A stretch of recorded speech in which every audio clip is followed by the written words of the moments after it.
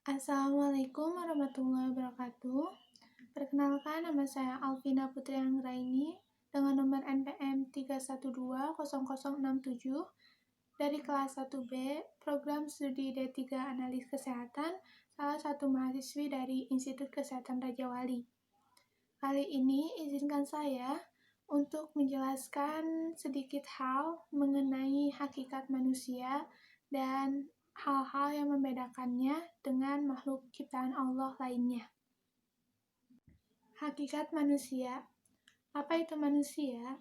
Manusia berasal dari kata manu yang berasal dari bahasa Sanskerta atau dari kata mens yang berasal dari bahasa Latin yang berarti berpikir, berbudi luhur, atau homo yang berarti manusia. Beberapa hal yang membedakan antara manusia dengan makhluk ciptaan Allah lainnya dapat dilihat dari yang pertama, kemampuan menyadari diri. Manusia mampu menyadari karakteristik dirinya sehingga ia dapat membedakan antara dirinya dengan orang lain atau antara dirinya dengan makhluk ciptaan Allah yang lainnya. Yang kedua, kemampuan bereksistensi atau menerobos ruang dan waktu. Jadi manusia itu merasa dirinya tidak terbelenggu oleh ruang dan waktu, sehingga manusia memiliki unsur kebebasan dalam menjalani kehidupannya. Yang ketiga, kepemilikan kata hati. Kata hati bisa disebut juga sebagai hati nurani, lubuk hati, suara hati, atau pelita hati. Jadi manusia itu dapat mengetahui apa yang akan, yang sedang, dan yang telah diperbuatnya dengan mendengarkan kata hatinya. Tentunya di setiap perbuatan memiliki resiko masing-masing, sehingga manusia itu dapat mengetahui juga apa resiko dari apa yang telah diperbuatnya. Yang keempat ada moral. Moral yang sinkron dengan kata hati akan menghasilkan moral yang baik atau moral yang luhur.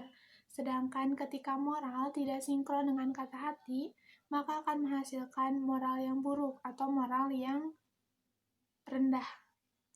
Seseorang akan dikatakan bermoral tinggi karena ia mampu menyatukan dirinya dengan nilai-nilai yang tinggi, serta segenap perbuatannya merupakan peragaan dari nilai-nilai yang tinggi tersebut. Yang kelima, kemampuan bertanggung jawab. Wujud tanggung jawab itu ada 3. Yang pertama, tanggung jawab kepada Allah.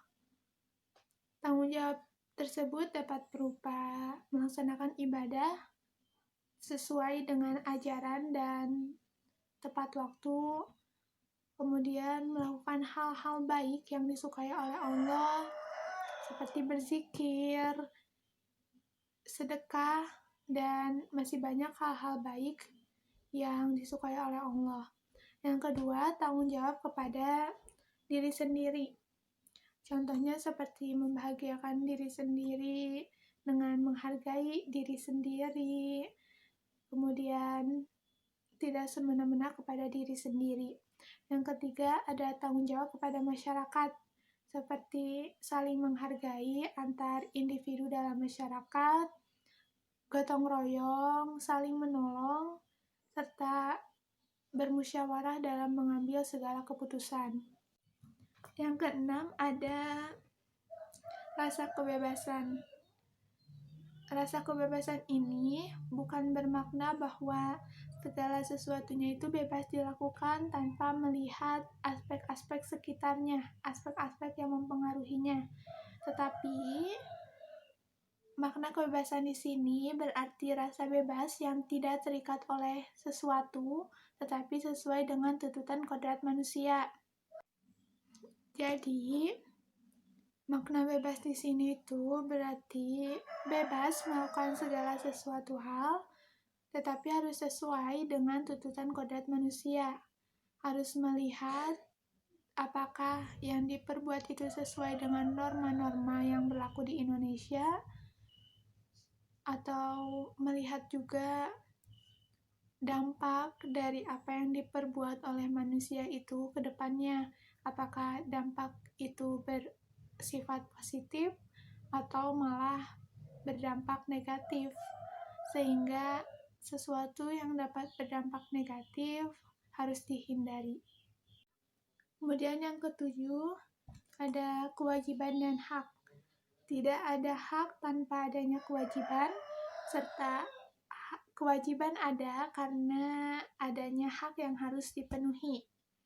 Jadi, jika ingin mendapatkan suatu hak, maka harus memenuhi kewajiban terlebih dahulu.